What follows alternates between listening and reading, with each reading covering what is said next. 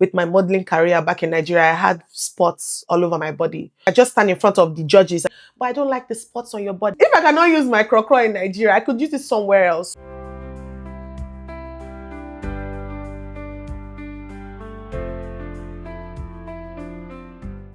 The last time we brought Esho Baba on the show because we believe in balancing every view that we have. And today we have another phenomenal commentator on our podcast. And she is no other person but the one and only MC Blank. Hey, you're welcome. Thank you. Hey guys, my name is MC Blank. I am the one and only MC Blank of Saskatoon. If you know you want your party to pop, who are you supposed to call? MC Blank. Who are you supposed to call? MC Blank. So do not make a mistake. Choose MC Blank for your event today. That's what's up. Woo! Thank you. MC Blank. MC Blank. So, Open Table family, you're welcome. As always, I'm not alone. I am with Osas. Introduce this beautiful lady here. We call her a mem. On social spaces, she's known as MC Blank. She is a mother, a wife, an entrepreneur, a businesswoman par excellence, an MC like no other. If you have attended any event that she hosts, just know that it's going to be a fun ride. She's the only person that says, you lose calories from clapping. So I've been clapping since so long, and I will lose some calories. MW, you're welcome. Thank you. And thanks for having me here. It's a pleasure to be here with you. Can you tell us, aside from the MCing and business, tell us a little bit about it, man? I'm a fun-loving person. I love music. I love to cook. Ooh. Yes. I love to play. I think I play too much. So I'm from Akwa Ibom State. I'm Nigerian, studied mass communication. So that's one of the things that I really, really, really have passion for, talking. Right. And it was my dream to talk and get paid for it. I found myself MC and I'm like, why not? Yeah. I love to be paid for MCing. So. You do a phenomenal job. You are actually awesome. You've been hosting events. She lights up the room in any event and there's no dull moment. Imem came to this country and then one day she said, oh, I think I can MC. Is that how it went? Just tell me. So, like I said, I studied mass communication, so it has always been my passion to talk. I used to anchor back in school days, radio programs. Right. So MCing was something that I really loved. I was the talkative in my class. And the first MCing I did was at my sister-in-law's wedding when the MC didn't show up on time. Oh, and I was like, I can actually do this. So after I did it, people were like, and the guy later came and people were like, oh, you should have just continued because the guy is even dry. It's not even that funny. So when I came to Canada, it wasn't in my, MCing was part of it, but we're trying to get our foot in the door, trying to get jobs and all that stuff. And I got pregnant. Then COVID struck. Then the very first MC gig I did was at, it was a Zoom meeting, a friend's husband's birthday, 40th birthday party. She just called me and was like, since we cannot meet up because of the whole restriction and stuff. So she was like, it was going to be on Zoom and she needed someone that would entertain her guests on Zoom. So yeah, my first MCing gig in Canada was actually on Zoom. So, and from there, people didn't want to log off. They just kept saying, I'm enjoying the music, continue, keep talking. Like I was talking, the feedback was great. So I thought, why not?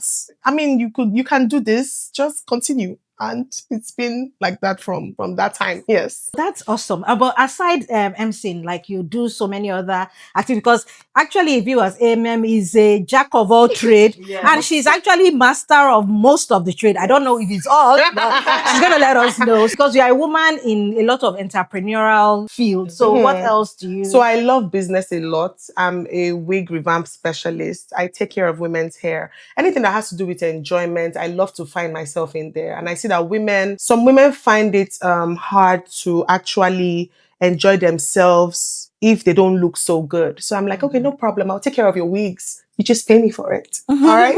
Apart from being a wig revamp specialist, I'm also my professional.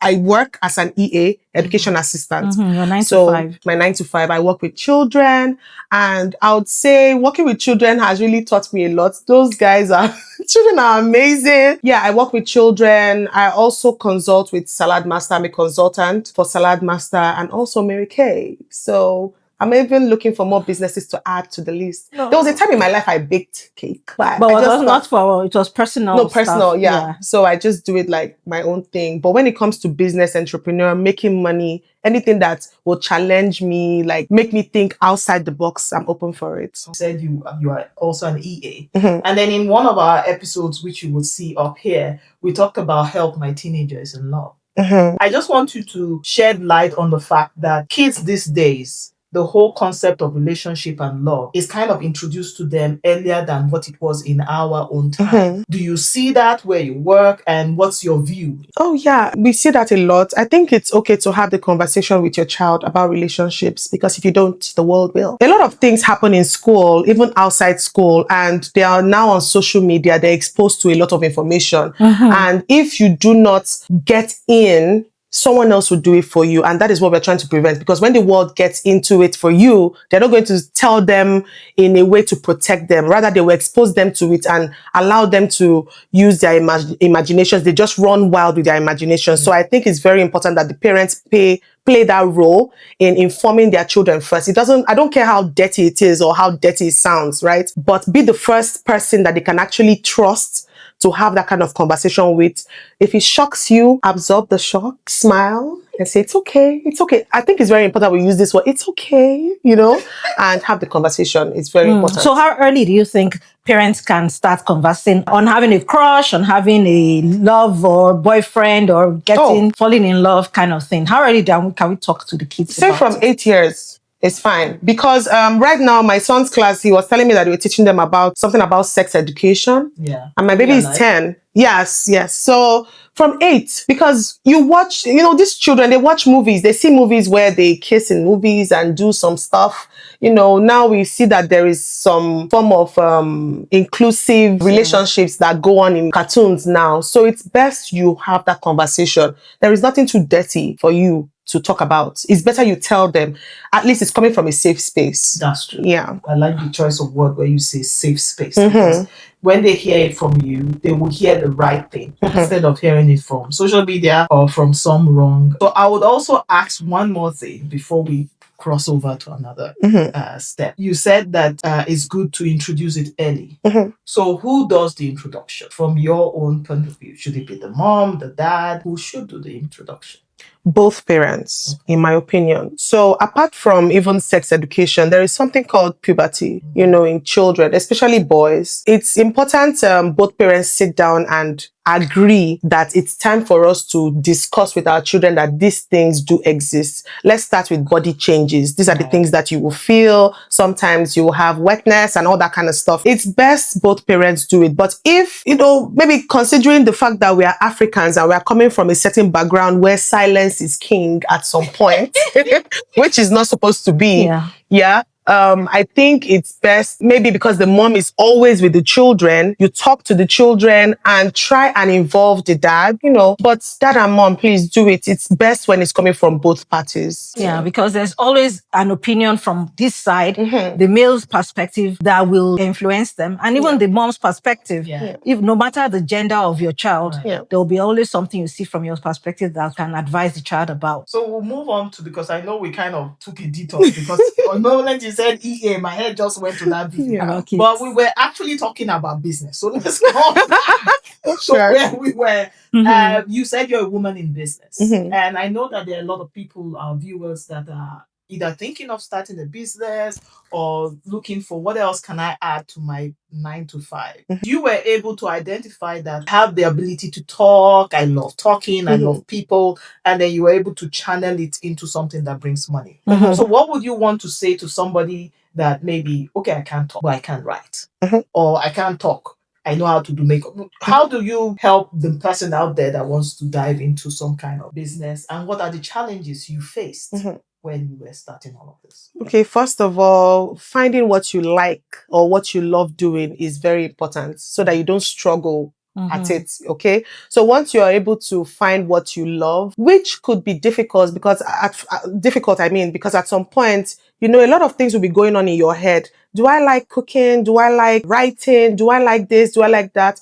I would say start doing those things first. For instance, I told you at some point that I baked cake, right? I thought cake was the best thing. I love to eat cake, but I just saw that decorating it was A lot of was work. a lot of work, right? I just said, I don't have to do that. Then there was a time I tried to learn sewing, but I saw that it wasn't something that I really wanted to go into. It's okay to try to put your hands into so many pots, just taste it and see, okay, do I like this? Then when you now find that thing that tickles your fancy, then you build up on it, you get training for it, you try to look up to those who have gone into that room, who are taking up that room, who are already excelling at it, and learn from them. So for me, it was the finding out phase. I love to talk, no doubt, but I didn't think it was something that I really wanted to monetize talking at some point. But there was a time I just sat and I was like, public speaking. I mean, there are a lot of public speakers out there that actually people call them up and pay them to talk to people on their behalf, right?